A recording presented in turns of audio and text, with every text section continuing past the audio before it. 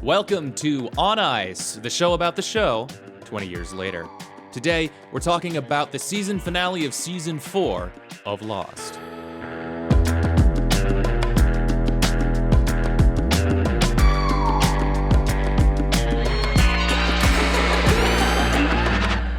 I'm Will. Also here is Ben, and you can watch full video episodes of the podcast on YouTube. Ben and I also release a bonus hangout show every single week that can be found at patreon.com/Dr. Skeleton. Speaking of skeleton, Ben, no bones about it. Season 4 has clearly, in my opinion, been the most consistent season of Lost we've seen. Yeah. Sorry, you threw me off. You sounded very formal. I thought you were gonna launch into a big monologue. But We've said it many times before as we've covered this season, but it's true. The writers were given a finish line and permission to actually approach it. This was also the shortest season we've seen, which probably impacted the amount of filler that we would have otherwise seen. We've also talked a bit about the cultural memory of Lost. We see a lot of comparisons to Severance now that we've talked about. People are openly hand-wringing. I've seen, I hope this doesn't turn into Lost about Severance. Mhm. Lost is catching a lot of strays, and I've been annoyed by it. Honestly, I am a Lost defender. And listeners would probably notice that I've been higher on this season than any other. All of that being said, we haven't finished the show, so you don't know. You don't know. Maybe all the we haven't people. finished the show. And also, this season finale is probably my least favorite season finale. Really? Oh yeah. And I hate to report that. I hate to participate in any negative Lost talk at a time when the show needs supporters. But I have to be honest in my coverage, which is what this is. These last 3 episodes were straight up booty. I kept Really? thinking, this is Okay. really stupid. And I don't really know why. Like, at the end of season 3, when we saw Jack say, we have to go back, I talked about my hopes for season 4. I hoped we would skip straight ahead to recruiting people to return. And I wasn't actually interested in any of the mechanics of how they would physically leave the island. And then season 4 started, and I quickly ate my words. This was a great season. But now that it's over, I kind of feel like we are back at the same place. What actually happened this season? Kimi is a bit of a Mikhail redux. I don't know. I kind of feel like we're in kind of the same place. Okay. I think you're wrong. I think this was a pretty good finale, though. I don't want to rehash all of season 4, but I'm very surprised by your take on this. I thought this is a this is our highest peak yet, highest point in the series yet. The finale is the highest point. Yeah, maybe. I mean, maybe it's not like the best episode, but I feel like we're reaching, newer critical levels of Lost in a good way. I can't really put my finger on it, but because there's nothing that really happened that I was like too annoyed by specifically. I guess like the bomb on the freighter felt kind of artificial.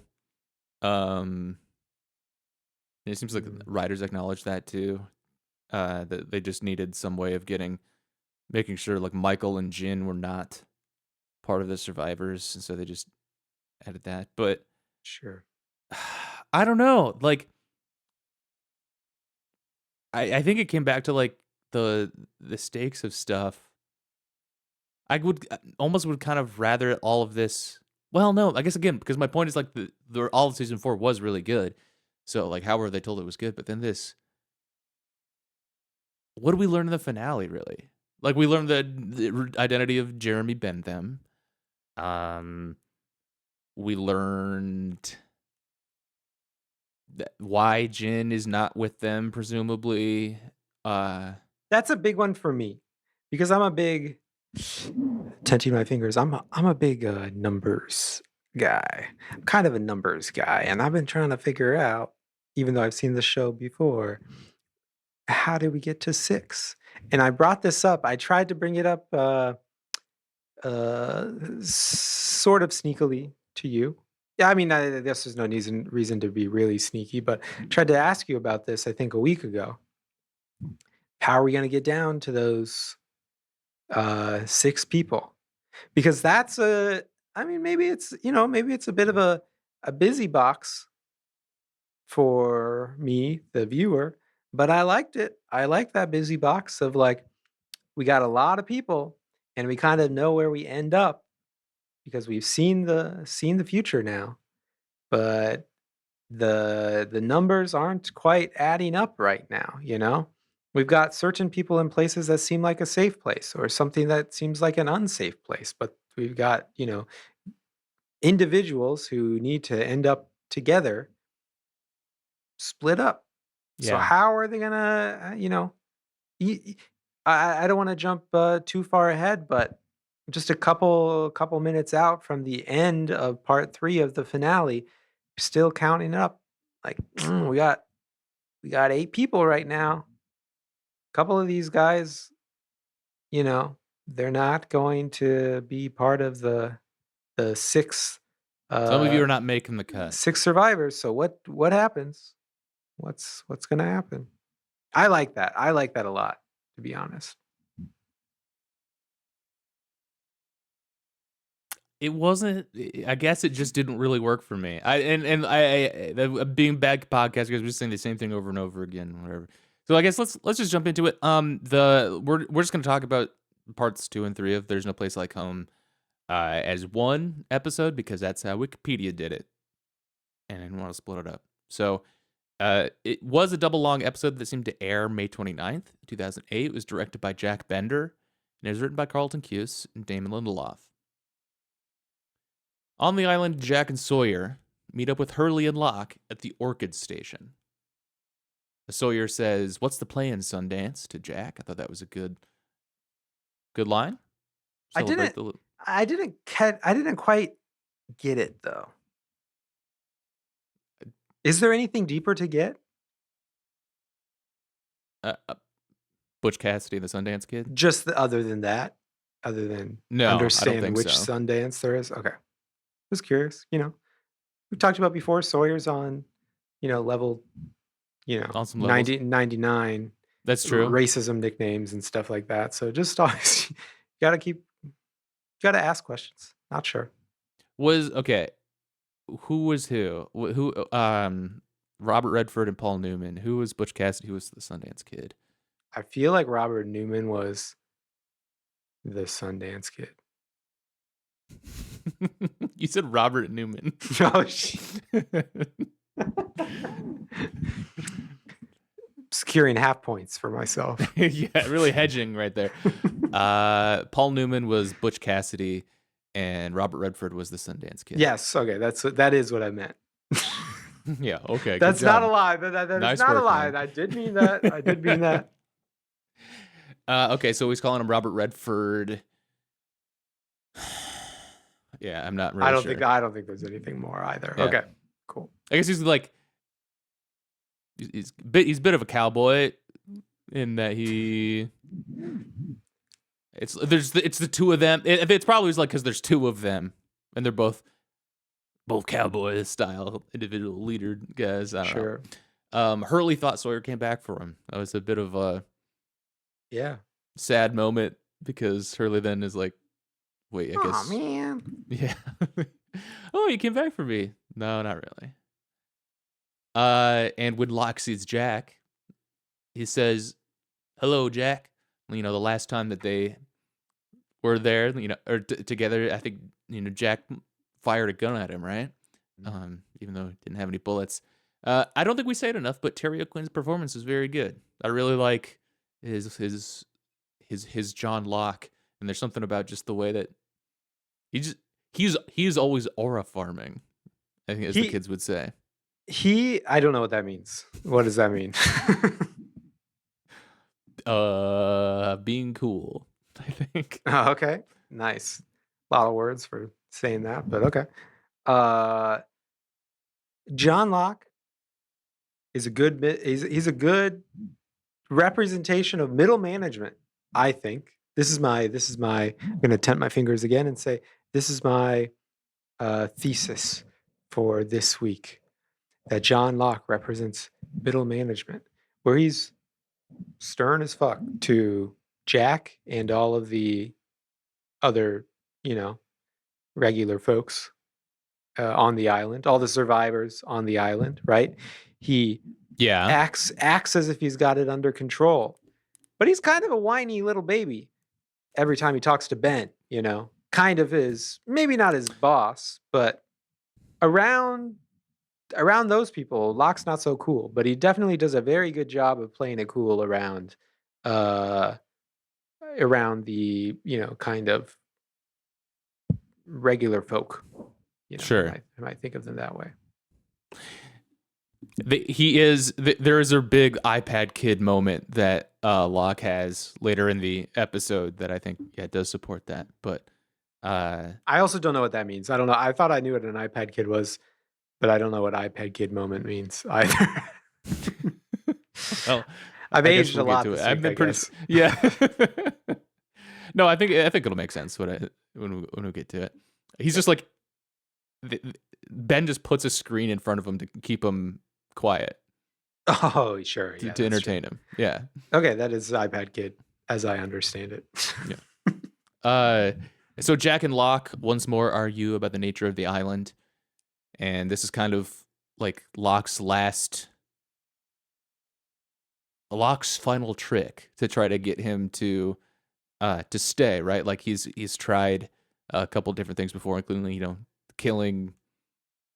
I don't even remember her name now. What was her name? The Australia, Naomi. no, the Oh, Manchester sorry. Naomi. I Yeah, forgot what yeah, you were yeah, talking about. Yeah, Naomi. Yeah. yeah. Threw the knife at Naomi. I don't know, taking half of the survivors away, but this time it's just a man to man using his words. He implores him to at least lie about the island once he and the other survivors leave. While they're having this conversation, Sawyer wonders what they're talking about. Hurley says, I don't know, leader stuff. And Sawyer's left out of the leader conversation. At the helicopter, Kate, Saeed, and the others free Ben by ambushing and killing the mercenaries except for Kimi, who was shot by Richard Alpert after a fistfight with Saeed. During this, Kate comes running out of the woods, and she I guess she does surrender, but it's kind of a distraction or whatever. And then the others open fire. Kimi ends up kicking a grenade at his own dude. And so Ben takes off. Kate takes off. Kimi goes running after them, and then out of nowhere, Saeed comes and tackles Kimi. And I was thinking, damn, he's gonna get his ass kicked because Kimi's really big, and I know that Saeed is An operator. He's an operator himself, but I thought he was just gonna completely get washed, but he doesn't. He puts up a really good fight in that, but eventually, Richard Alpert has to shoot him, presumably dead, to stop the fight. I do think Kimi is very perfectly cast, though. The actor's name Kevin Durand with a D at the end. Nice. He's 6'6", only 5 inches shorter than Kevin Durant. Nice. That's a very good TV actor name, I gotta say. It's like, you can't be a movie actor if your name is Kevin Durand because it's already taken, even though presumably this guy's older than Kevin Durant, but still. But you could be a TV actor with that name. So I'm glad he is one. Yeah, thank God for that, because otherwise we wouldn't get this performance. He's Canadian. That's the other piece of info. One of the best things, if you kind of grow up to be an operator style adult, Actor? no, just adult, kind of an operator looking guy, but you're Canadian, you know? You can't be an operator, so you gotta next best thing, be an operator on on TV, TV. you know? And good thing this was around too, because they don't like. I feel like in the '80s, '90s, you know, they had a lot of movies, a lot of TV shows where you could be an operator. You know, they don't do as many of those anymore. You ever Now it's notice just all that? cops. You Like ever there's just like notice a that we million don't cop have shows. operators anymore on TV? We used to have operators. We don't have them We don't anymore. have any operators anymore. Where are the operators? Yeah. So, in return for freeing Ben, the others allow Kate, Saeed, and the other survivors to leave the island on the helicopter. I really like this switch of Ben wanting them to get out of there. It really drives home the notion that they're probably not supposed to. Like the villain just saying, "Yeah, sure, you can leave. Get out of my way," is a little bit like, okay, there's like other bigger stuff at play. Do you still consider Ben a? You said the I villain. said villain. I think you said the villain. The villain. Do I still consider him the villain? Um,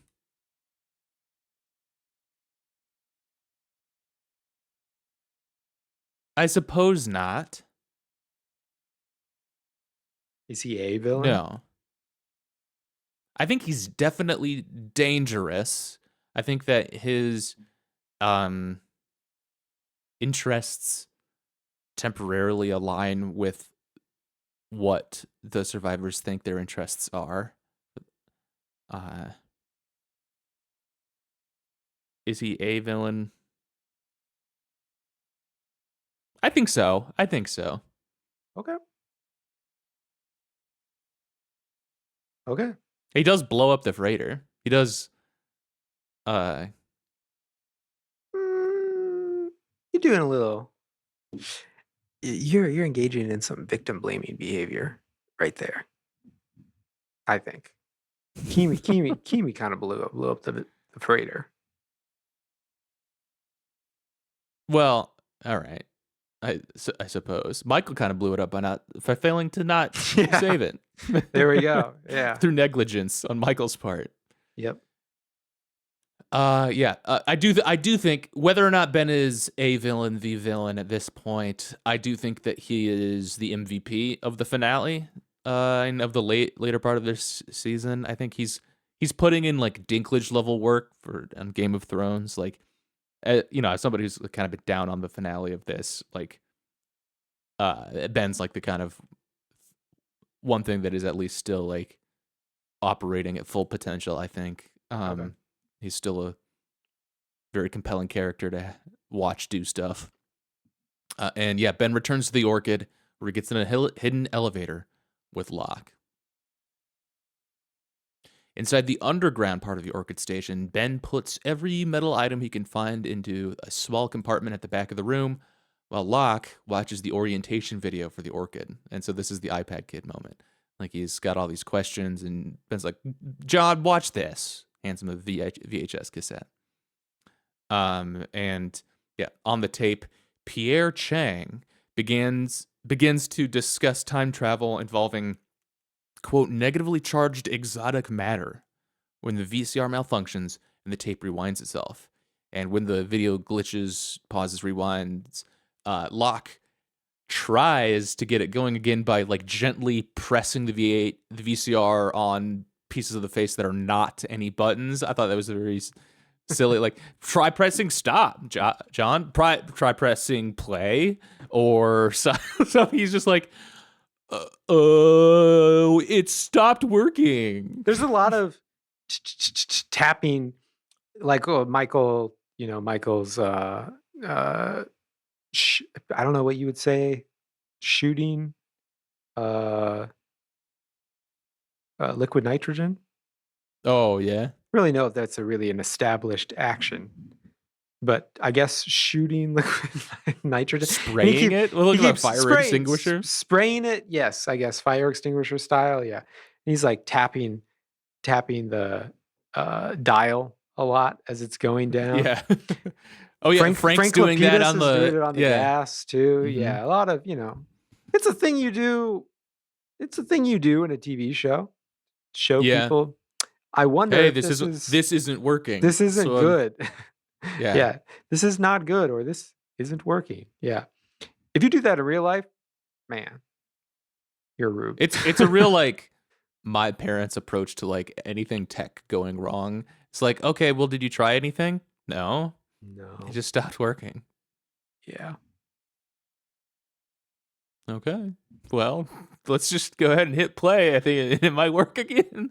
Okay, thank you. You're some kind of genius.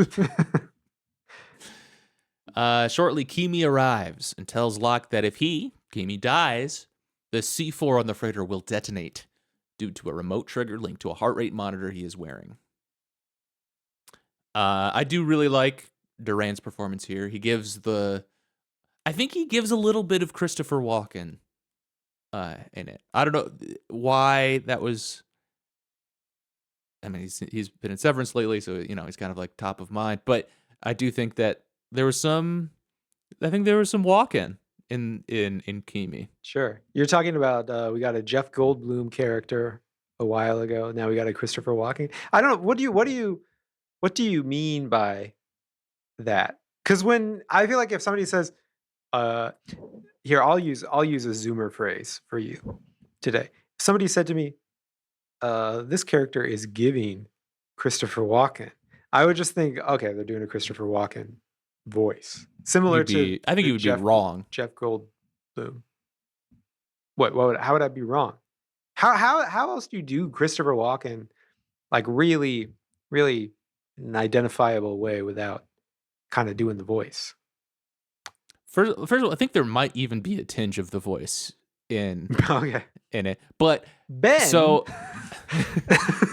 I'm just saying, if you kill me, your friends are going down too. There's a little bit of it. There's a little bit in there. I think that so Christopher Walken is really good at delivering a character who always holds a little bit more of the cards, even if he's the only one who thinks he does. Like he's always got some sort of confidence back inside. He's holding something back. He's always got something else up his sleeve, even if he doesn't actually. And I think that and he delivers he delivers menacing things playfully. And I think that's what Kimi was doing in this moment. I think that he was doing a little bit of yeah. If you strike me down, I will become more powerful than you could ever imagine, but with a smirk. There's a smirk to Okay. it. Maybe that's all it is. It's just the smirk. And Durand he's got the teeth for it, so might as well flash him. Okay. Sure. Little Max. I got to bring it back to James Bond again. Kind of a Max Zorin thing going on, I suppose. Is that Where it's Christopher like, Walken's character? yes, Okay. in It's a view to a kill. yeah, correct. Okay. Whatever. Yeah, I guess so. Or it's kind of like his character in Deer Hunter. Or it's like his character in Catch Me If You Can. I think Max Zorin is closer in No? this Okay. case. Max Zorin is pretty close. I don't remember really anything about that movie. I think Terry O'Quinn could have been in Deer Hunter. He could have replaced Christopher Walken in Deer Hunter, perhaps.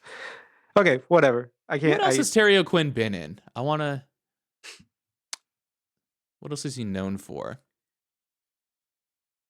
Because I heard someone was saying like, well, he was obviously like the most well-known actor heading into Lost. R2D2. I mean, like besides Dominic Monaghan, probably. He's in The Stepfather, The Rocketeer. I guess he played Howard Hughes as the Rocketeer. In The Rocketeer. So, I don't know. Lost is got to be his big one, though. Oh, Tombstone. Heaven's Gate. Yeah, okay. Okay. He's got credits to him. I like to see more of it. I think he's a. We respect you now, Terry O'Quinn. You're one of us now. I've already You have respected him, and you. you have credits as well. Oh, I didn't realize Mr. Hollywood over here. Ooh. But yeah, despite the heart rate monitor, Ben kills Kimi with no remorse or sympathy for those in the boat in order to avenge his adopted daughter Alex. Despite the Korg, the Korg guitar tuner strapped to his bicep. Yeah. I thought we thought Kimi died before, right? Sure. When he got shot by Albert.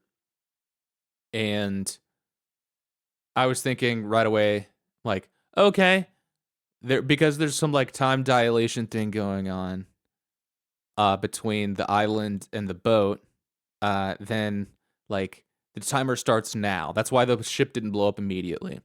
The timer starts now. It's gonna like if the sun went out, it would take like 7.5 minutes for the rays to stop being around hitting Earth or something, right?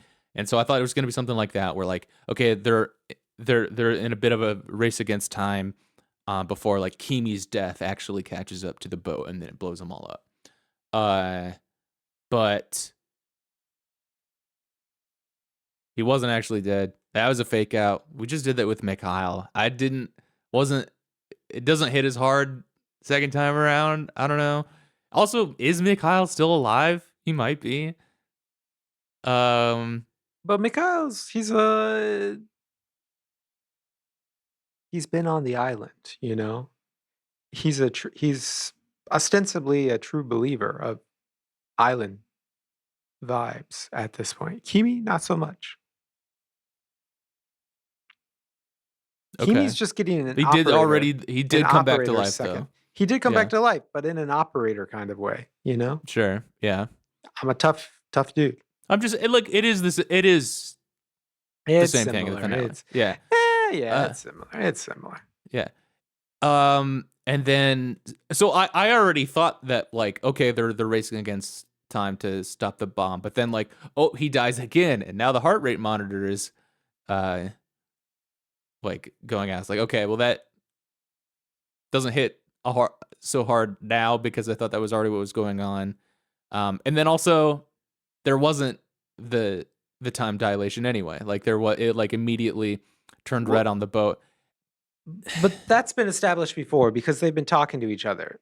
You know, it's more of like a magic thing going on. Definitely the radio waves, energy waves and and such, as we all know. We all know the details of the science there.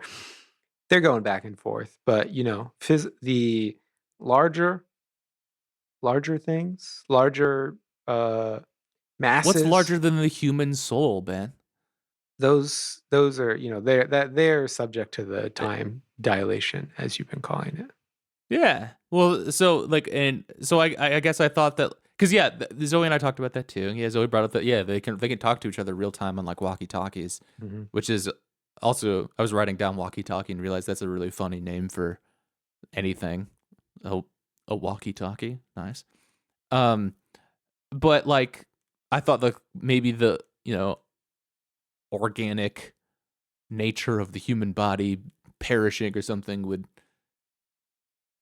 tip it into the category of it's subject to the time issue or something too. I don't know. It was there's been enough of that like time stuff that didn't really get much. Like it's a very interesting concept.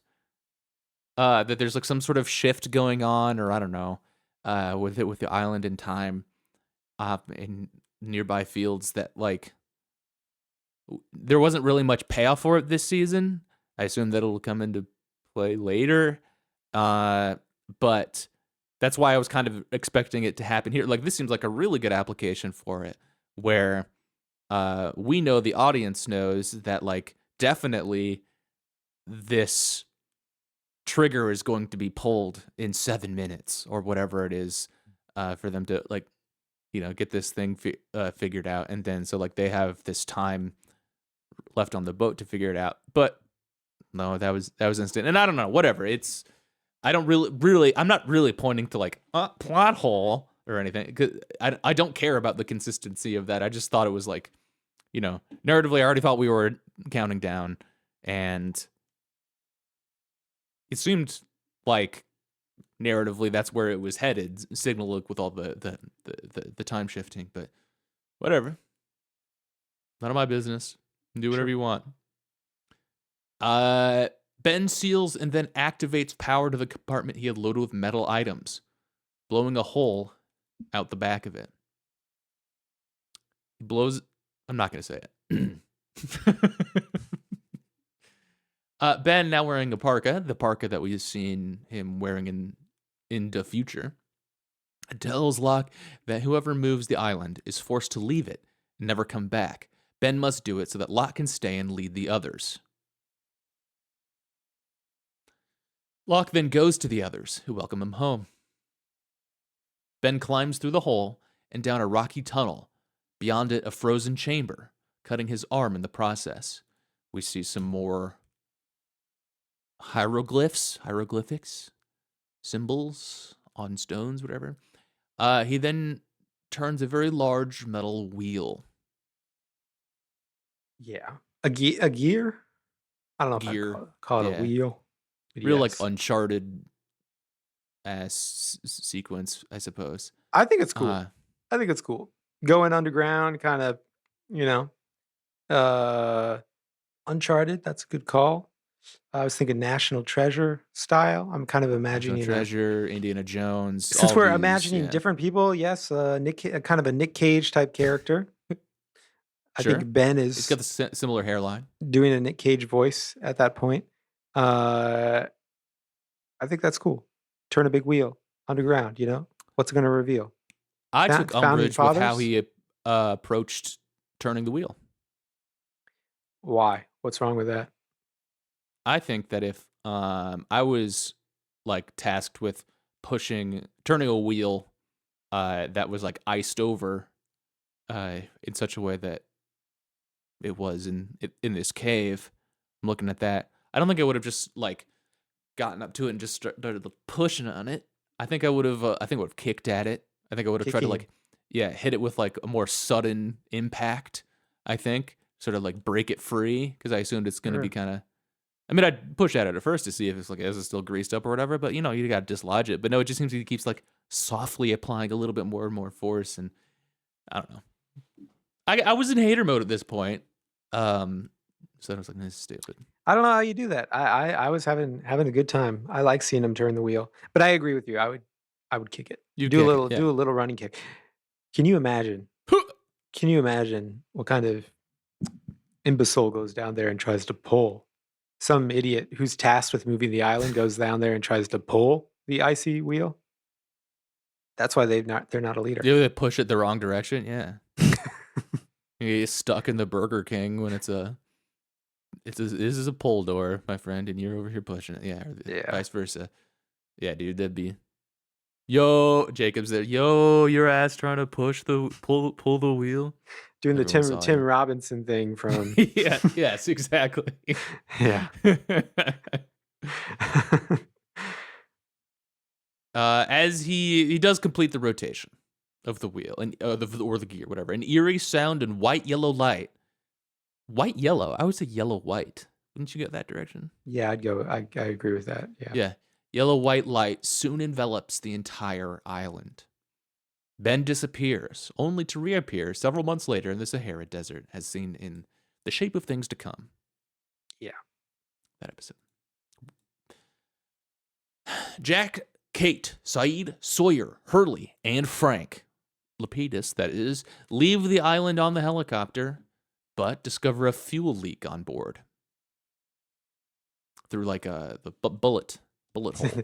They look out the window and there's one bullet hole leaking Yeah. a ton.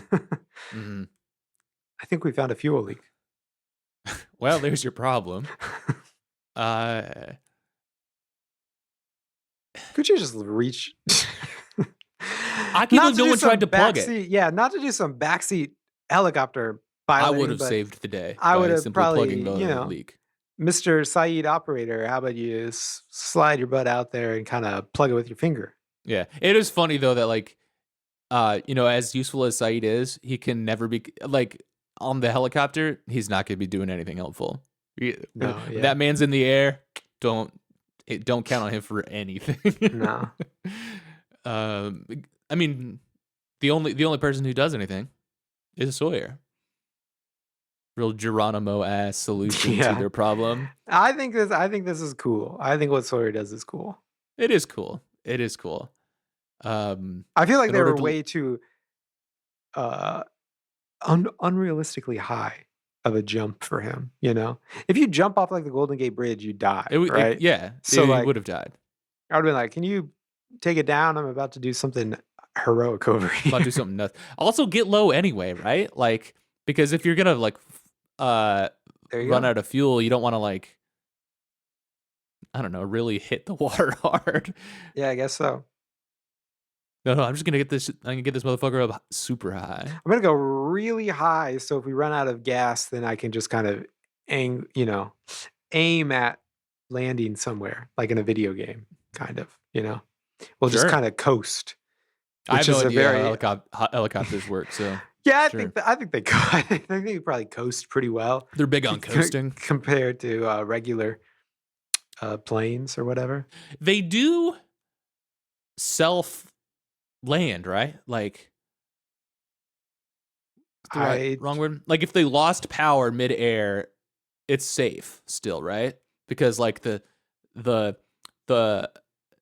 the propellers will just like slow down. yeah. Are you sure? Well, I'm not like I wouldn't bet on it or like all right, put me in the helicopter, let me stall out. So, but I think that there is some amount of that's why helicopters are famously so safe. Yeah. No, I don't. I'm not know. really I feel like sure. I heard that in like elementary school. That Like, seems like a smart second graders thing they would lie about. That like they thought about it for a second, they'd be like, actually, it would just keep rotating until you're safely on the ground. And I feel like that's not true. Imagine if you were really, really high. I don't think that's gonna just magically, you know, guess what, bitch? you're gonna land. How helicopters avoid crashing. The truth about what happens when a helicopter loses power. Contrary to popular belief, helicopters don't just drop. Instead, they use auto rotation, or a critical safety maneuver that allows pilots to glide to safety without engine power. And it just you disengage the rotors from the engine, and you just glide down. Okay, It's fine. not like a soft landing. You go right around in a helicopter. I'm sticking on the ground. Those things they're no good. Yeah, I'm going everywhere by helicopter now. I'm You ever giving been in a helicopter? no.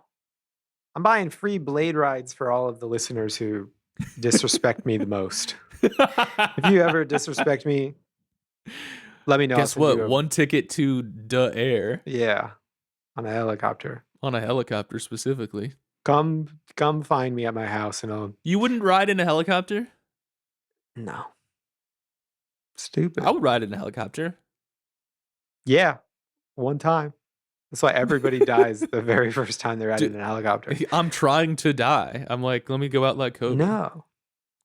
No, When I was still living and working in the city, I mean, a helicopter crashed in New York. It's kind of my own personal. yeah, okay. There was a helicopter that crashed. Like, Was there another famous like aviation disaster that happened in New York that was with a different vehicle? I trust the planes more. I do trust the planes more. You know, I've talked about this on Lost before. Planes are a big deal. Big deal, yeah. yeah. Yeah. I would ride in a helicopter. I am no daredevil myself. I am no adrenaline junkie. No. I like You to know- stay safe. I found out. You know who else had a helicopter? Who? The. What do you mean who else? Besides Frank Lapidus? Okay, yeah, who? The Mandalay Bay guy, Paddock. Stephen Paddock. Our yeah. boy Steve. Steve had a heli? Really? Because he was like a Boeing employee, right? Yeah, he had Something like like that. I read recently that he had some kind of helicopter, and he also had like a Cessna, which I'm not probably not getting in a Cessna either. Too small. Guy who's been recently reading up on Stephen Paddock, worrying. Uh, Nope.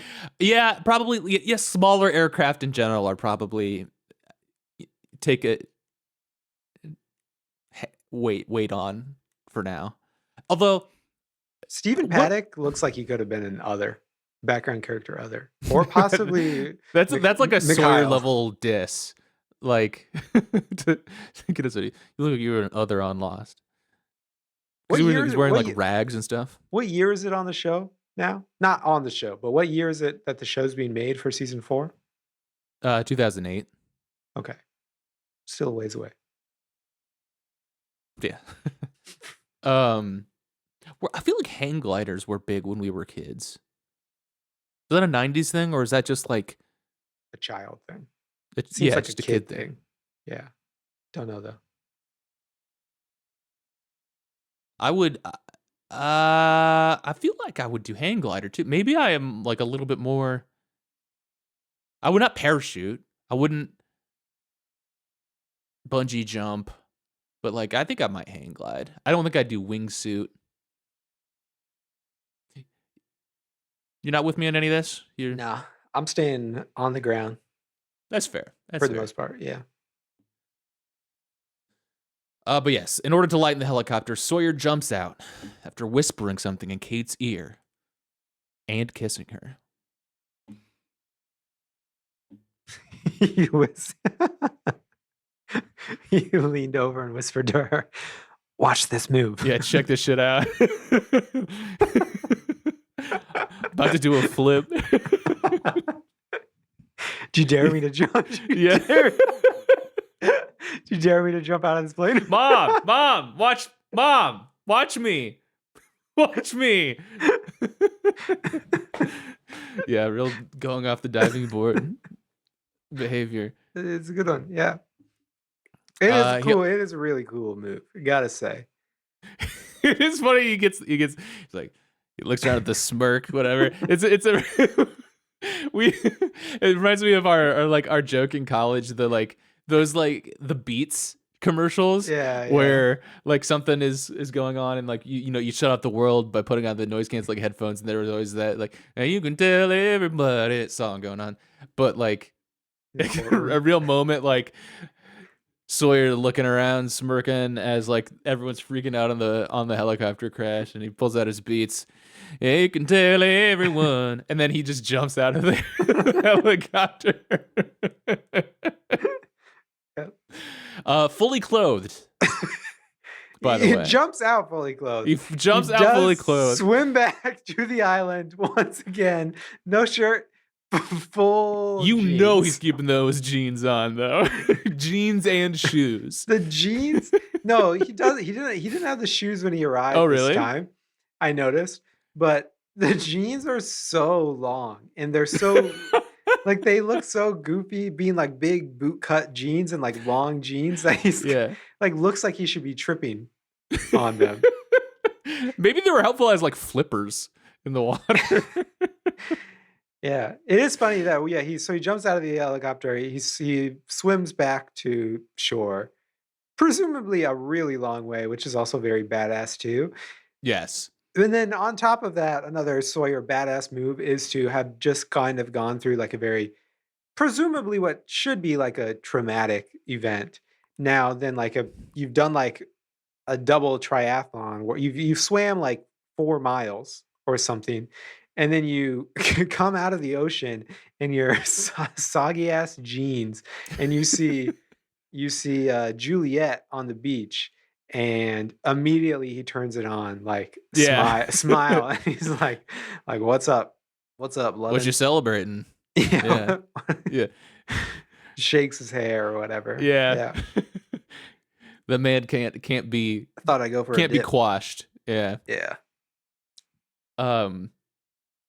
They're that's what another New York hero. That's what Sully did when he took the when he took his plane down Out of the in the Hudson River, Hudson. immediately hit He on just- the first EMT to arrive. he dove into the water and swam ashore to Manhattan. Comes out, sees some nurse emerging from a subway, and he's like, howdy. I just When you get off work, you want to take a dip with me? I think Mhm. I'm gonna go back in. Think I'm gonna go back into the river. Care to join me? Think I might swim back to that plane crash. um, there was a. I think that there could have been spent a little bit more time the on the helicopter, like, Sawyer makes the decision to jump off to save weight, but there's a little bit of like, I don't even know if they like cut around to everybody looking at each other, sort of like, we all want to be the one to make it, so we're all kind of just like, someone else gonna be the one to They make jump. Hurley does like a little, Well, side that eye. they make a side-eye fat thing. joke basically, where they're like, unless we Yeah. lose a couple 100 pounds, and then like Hurley's like, Wait, Yeah. it's crappy for him, Very but mean. yeah. Sawyer's also Sawyer can't weigh more than, I would say, 235 pounds, but he's been on the island, 200 pounds. How tall is Josh Holloway? He might be under 100. He might be under 200. Might be 100. He's 6'1". I bet he's over 2. I mean, because he's muscular. Yeah. Yeah. But he could be under. He could be right at 2. With the wet jeans, soaking wet. The jeans were wet afterwards. Yeah. That's what people said. Like, he could be 100 pounds soaking wet. They were talking about wearing really long jeans that are soaking. Okay. But yeah, Sawyer and Kate, big smooch. Sawyer heads out. The helicopter makes it to the Kahana in the nick of time. They refuel it, fix the leak, and Desmond comes running out. No, there's a bomb. And they're still like 100 feet away. And Jack is like, is he saying bomb? Yeah. Like, check out the like freaking ears like a hawk Jack over here. Yeah. But yeah, they take off again quickly with Desmond, Son, Aaron, and Kate. I've also noticed on the freighter, who are the randos on the freighter calmly not getting on the helicopter? There's just like a few of them running with like life jackets. Were those Kana crew? Those were Kahana Must crew. be. But I think they were going to get in life rafts or something like that. Okay. Presumably. Yeah. Also, this reminds me, sorry, because this is their last encounter. Wait, yeah, is it Desmond? Where would Desmond and Jack? Now I'm getting confused. Where do they encounter each other in these 2 episodes? Is it before? I think it's on the island before Desmond. Wait, does Desmond get back on the? No. Yeah, Desmond stays on the freighter, so the only time that they meet each other is when Jack flies over there, and then like Desmond just gets on moments before it blows up. Who am I thinking? Somebody. No, I thought it was Jack. Somebody has a little Scottish moment with Desmond. Yeah, One he of the says like, "See you in another life, brother." brother. When is that? That's after they get rescued by Penelope's boat or Penny's boat. Oh, And okay, yeah. and they're like starting their ruse, Jack their does a raft little ruse. code switch. Yeah, it turns the tables on Desmond a bit. Yeah. Okay. Yeah, so like meanwhile in the underbelly of the ship, Michael and Jin and previously Desmond were working on trying to get this bomb figured out. And I think it was maybe last week's episode, but Desmond's going through is like, all right, here's all the reasons why like this enormous pile of C4 like can't be diffused. Like if we cut that wire, boom. If we cut this wire, boom. And if we try to unplug this, Jin goes, boom. He's like, you're getting it. What isn't clear to me though is like, why can't you unplug the C4 from the? Can you just unwire the C4? Yeah, I thought so too. Yeah, can't you? I would give it a try. Was there a reason they couldn't just take the whole thing and dump it in the ocean?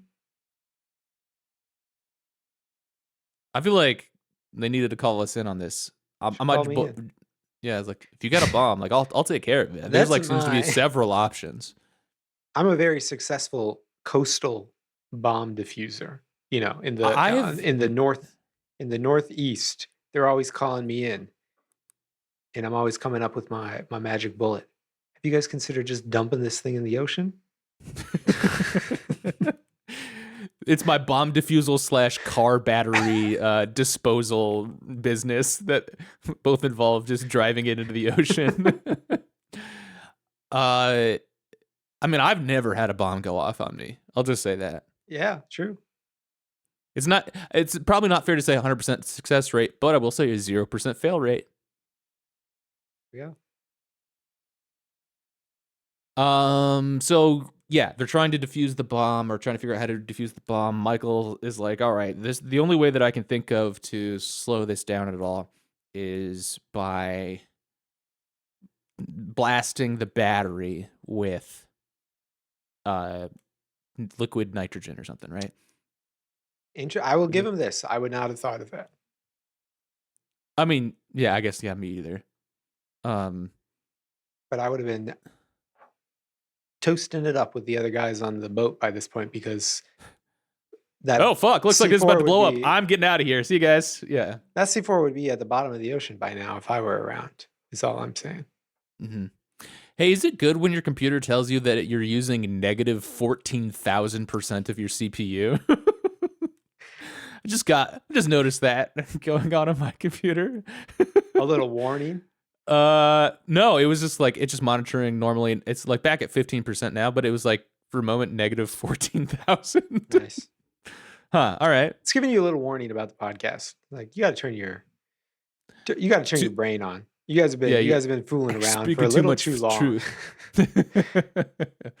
Yeah. Okay. Well, yeah. Okay. So Michael's spraying it down with the liquid nitrogen, trying to like freeze the battery, whatever. He runs out of it, and he tells Jin like, "All right, go ahead and get out of here." And Jin's like, "No, I'm gonna like, stay here with you." And Michael says, "Jin, you're a father now. Go be with your wife." It's just like, "All right, cool. Thank you, Michael." And then he leaves. Then he gets up onto the deck. The helicopter's taking off. Sun is like, "No, wait, Jin is still down there. Jin's still down there." They're taking off. They see like Jin on the deck or whatever. Maybe they don't even see Jin. She sees him come out. She does see him come out, but she screams. She's doing a full scream, very affecting scream, I would say, performance. And they see Michael sees the light go red on the battery. Christian appears to him. Christian Shepherd appears and says, "You can go now." And Christian freighter appears blows and up. says, "Yo, you're gonna want to get out of here now, Michael." Holy fuck! Yeah. Whoa! I picked a bad time to show up. Yeah, he's so trying to like hit the like buzz out transporter out. Yeah. Yeah, and the C4 blows up, kills Michael. Wikipedia says that the status of Jin is left uncertain as a cliffhanger. So guess he wasn't killed. I assumed that he was because he was on the boat that blew up. Well, I'm just going to say, thanks, Wikipedia. In defense of first-time watchers and anyone else who needs defending here by this, everything's kind of left TBD, I would say, right? In Lost. That is the Lost problem. Sure. Where, like, there's everything. There's basically nothing you watch that you can take at face value or just, like, basically, it's like I'm watching all this, like, they're gonna trick me on it all. None of this was real. Sure. Whoever dies, it isn't actually dead. Did they put Jin on the boat and coming out of the porthole as a way of hedging, depending on how his DUI case went over that you were telling me about a couple weeks ago? We will talk about some alternate endings that were filmed for the for the episode, and I wonder if that was one of them. Because yeah, that was like people were said, look, what? Daniel Day Kim arrested for driving under the influence. He's gone. He's gone. So like you've got They blow his you've ass got up. you've got 1 week to win this trial to get this dismissed. Yeah. Otherwise, your ass is pieces. Yeah, I want to see. I want a behind the scenes, like Get Shorty style, like series about the fixer lawyer who is like Damon Lindelof's like attack dog who goes around Michael Claytoning, um, covering up for all of Matthew Fox's DUIs. They're like, we gotta keep this show on the air, and like ABC is running paying off everybody on Hawaii. Is all of the lost cast is just getting so fucked up, and then they occasionally have to throw one to the wolves to keep the show moving. Okay, so Michael dies. Harold Perrineau, the actor, was disappointed that he was brought back to the show only to be killed, and that Michael does not get a chance to reunite with his son Walt, saying, quote, "There are all these questions about how the writers respond to black people on the show. Walt winds up just being another fatherless child. Plays into a really big, weird stereotype, and being a black person myself, that wasn't so interesting." End quote. I think he was also disappointed or sore that he was like off for a whole season in between too. Yeah, I don't think that he was particularly thrilled with where his character ended up. I still think that he gave us like one of the best performances on the show, Harold Perrineau. So I hope he can. I hope my words can soothe him a little bit. I hope that makes it all better, Mr. Perrineau. Yes, Sawyer swims back to the island, like we talked about, and laments the destruction of the boat with Juliet Burke, who is swigging some rum on the beach. A little private label Dharma Initiative. Well, Darmination Rum. batch 1, baby. Not Yeah. that McCutcheon or whatever that people are Not that, often not swigging that on. piss. She's got the real stuff. Dharma rum. Yeah. In-house, what would you say? Free trade style. A little free trade vibe going on with Dharma Initiative, you know. McCutcheon is the big label. The people on the helicopter decide to return to the island. But as they approach, they see the island vanish in that yellow-white light. And kind of like a cool shot. We get it just kind of bloop out. Yep. With nowhere to land, the helicopter runs out of fuel, and the survivors are forced to ditch into the ocean. They like throw out the life raft from the helicopter first. The helicopter crashes pretty hard into the water, which wouldn't happen under my watch, but whatever. I know if people were panicking. We get a bit of a death fake out with Desmond. They're like, Jack performs some CPR on him. It seemed like an unnecessary step for me. I don't know if we needed to do that, but You thought the CPR was unnecessary? yeah, just let him die. No, I think that the like, oh, is Desmond gonna make it? Was just like an unnecessary. Whatever. I don't know. I was just grumpy. They drift in a rescue raft for several hours, where Hurley suggests that Locke succeeded in moving the island, but Jack refuses to believe it. And I gotta be shaking my head at Jack again here. What an annoying guy. Because like, I don't know, man. I forgot to say. Seems like something happened to the island. So Yeah. I get. What'd you forget? What'd you get? I forgot to say.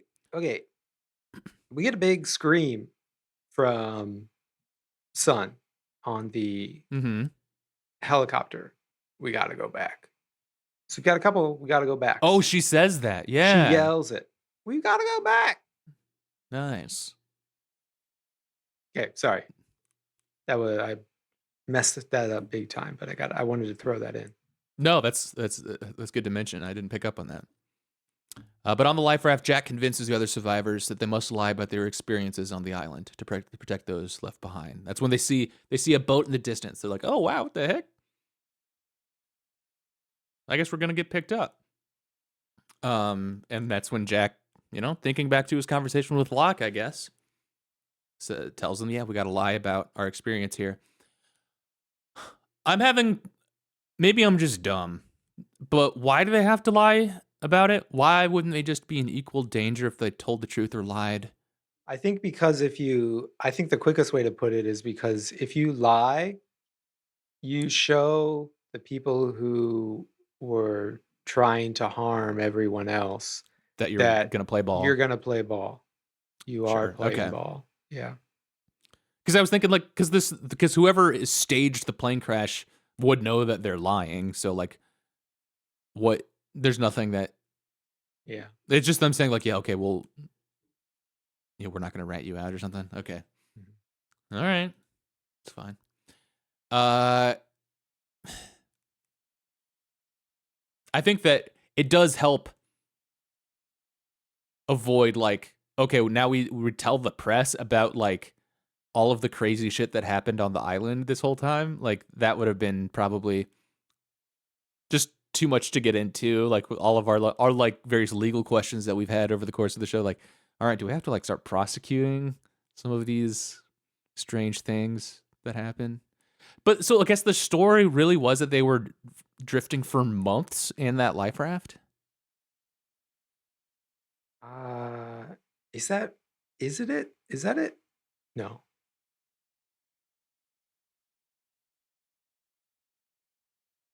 It is, right?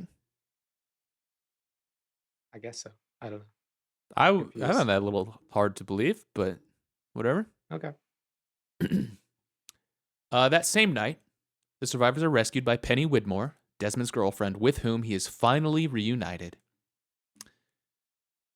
In keeping with the faked wreckage of Flight 815 found in the Java Trench, the Oceanic Six are dropped off near the island of Sumba, where they are found by local villagers.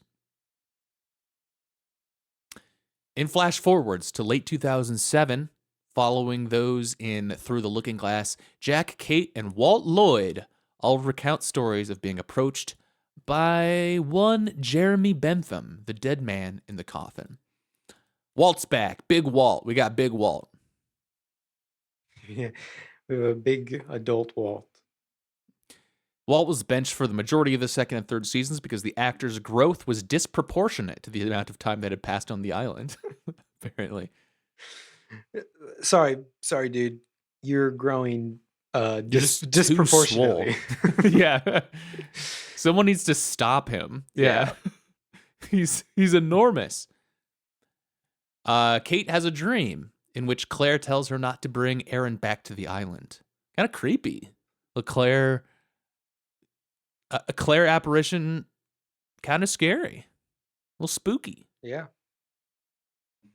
In London, Son confronts Charles Widmore, Penny's father, who sent the Kahana to the island, and tells him they have common interests involving the island. After finding out that Bentham is dead, Saeed breaks into the mental hospital where Hurley is staying and convinces him to go, quote, somewhere safe. Jack returns to the funeral parlor and breaks in to breaking into the funeral parlor. Super whack. I don't know, just a crazy move.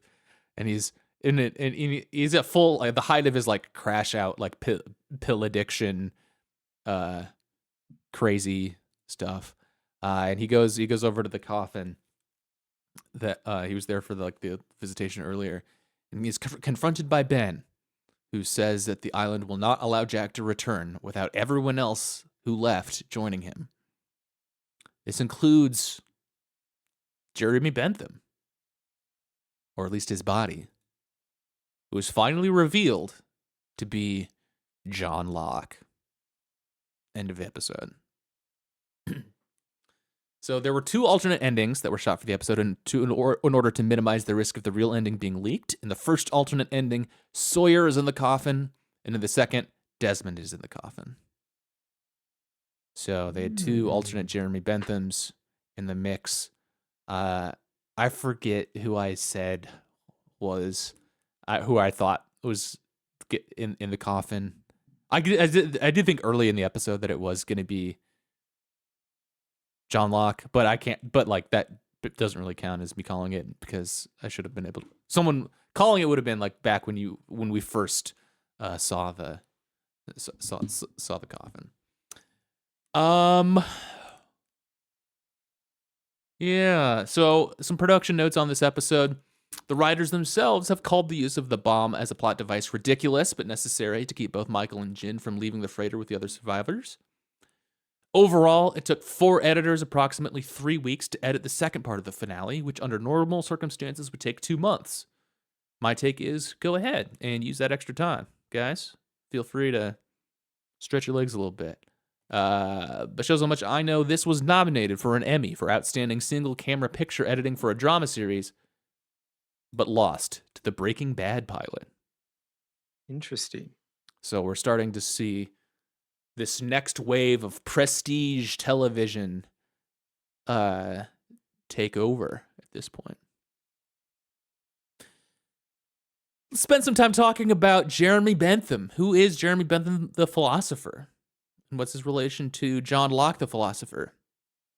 Ben, do you know anything about Jeremy Bentham the philosopher? No, but I'm gonna guess that he's a kind of B team, C team style guy. I think John Locke's kind of A team philosopher, right? Would you agree? Bentham is actually one of the first philosophers you learn about in like intro philosophy classes, at least here in Really? the States. Yeah, he is I kind of thought it like was like John Locke. he's the main he's like the main utilitarian. He is Oh, okay. he is like he has this like axiom about that which maximizes happiness for the greatest number of people is morally right. That's kind of his rule there about utilitarianism. He is also an empiricist like John Locke, though. John Locke kind of like big empiricist, but then Jeremy Bentham also big empiricist. All knowledge is derived through sensation, and then he has this notion that like you get some moral law and through like science. He's like doing like moral science is kind of like the way he was thinking about things. Mm. Also, he and his brother developed the panopticon. That was him. Ooh. The idea for that. Okay. Um, Wait, what does that mean? Yeah, To have developed the idea for it. Yeah, he really wanted to build it, and he got like insanely pissed off for the rest of his life that no one let him build the panopticon. But the idea, so the panopticon is right, like this idea that you've probably seen diagrams of it, but like there's like a central. He really wanted to build a prison panopticon, but he thought it was like applied to. You could apply it to lots of different things. He thought he was doing a good thing. This guy had like kind of a wide range of beliefs. He was like an early proponent of animal rights. He spoke for complete equality of women. He had the first known argument for homosexual law reform in England. He opposed imperialism, and also like was like, I gotta build a really efficient prison. It was like insanely obsessed with it and fixated on that. Where like there's like a central guard tower, and that's like facing like a ring of cells around it, so that a guard could be watching anybody in all of the cells, and they don't even need to necessarily be on watch. There's this like presumption of surveillance, constant surveillance at all times that would there in and of itself serve to be the force acting on the surveilled to like keep themselves in line, because they assume that they at any given point they could be being watched. And he was like basically opposed privacy altogether. He considered surveillance and transparency to be useful ways of generating understanding and improvements for people's lives. Like he has this like kind of tortured analogy of the world should be a gymnasium, and we're all in the gymnasium together, and every stretch and movement that we make should be able to be observed by everybody else. It's like, I don't know why you didn't need to put this in a gymnasium, dude. Like, I don't know what you're talking about. Like, you're being a little like, we should all share a locker room with no stalls. Like, what the fuck are you talking about, dude? He was a determined opponent of religion and a rare defender of psychological egoism, which is the view that humans are always motivated by self-interest. That, like, altruism isn't really a thing.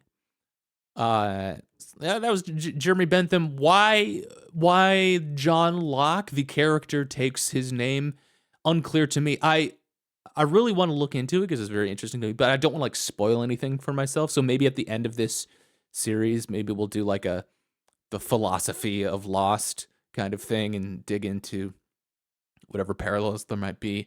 The big connection that I can see is that, like, yeah, they're both empiricists. One of the things that happened, like, just historically about the guy is that after his death, Bentham's body was preserved and stored in a wooden cabinet, which is, is in a coffin in this episode. The preserved body, called the Auto Icon, has been on display at University College London since 1850. Nice. And like he had his like head preserved, like his head severed and preserved separately, and like it was out and stuff, and they eventually like moved it because the students were doing pranks with the head. Like, what the fuck are you guys doing in London? You guys quit messing with the corpse of Jeremy Bentham. I don't know if we need to have this guy on display here in the lobby too, because he's like just out there in the entrance to UCL.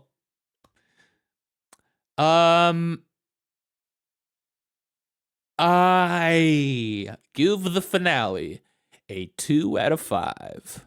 Really? It's a 4 for me. This is I give it a lot of 4s this season. I even gave out 1 or 2 5s. Departure from each other. Yeah. Yeah. Okay. I don't know, man. It was very unsatisfying to me, I think, is just really where it comes down to. We got 2 more seasons left. I'm interested to see where it goes. I'm still like on board with Lost. I don't mean to be like a hater here. I still like the show.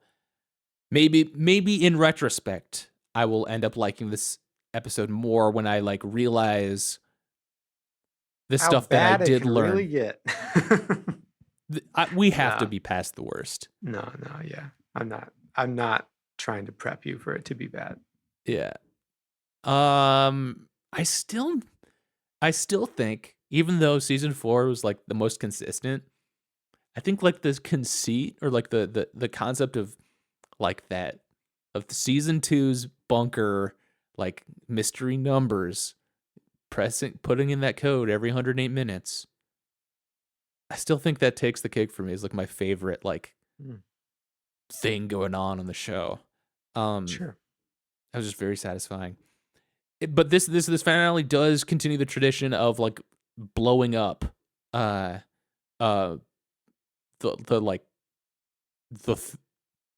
thing at the end of the season, right? Like we blew up the hatch at the beginning of season 1, blew up we blew up the entrance to the hatch in season 1, blew up the whole hatch at the end of season 2, blew up wait, what did we blow up in season 3?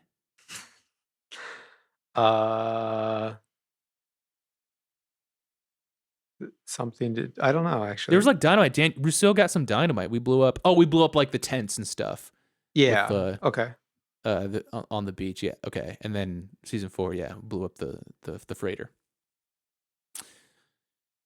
That's all for the show today, gang. If you like what you heard, want to hear more from the two of us, consider joining our Patreon. That's patreon.com/drskeleton. Every week, Ben and I release a bonus hangout show and get into the stuff that we can't talk about on the main feed. I'm going to tell some embarrassing stories from my trip to Washington, D.C. This week. Please write into the show.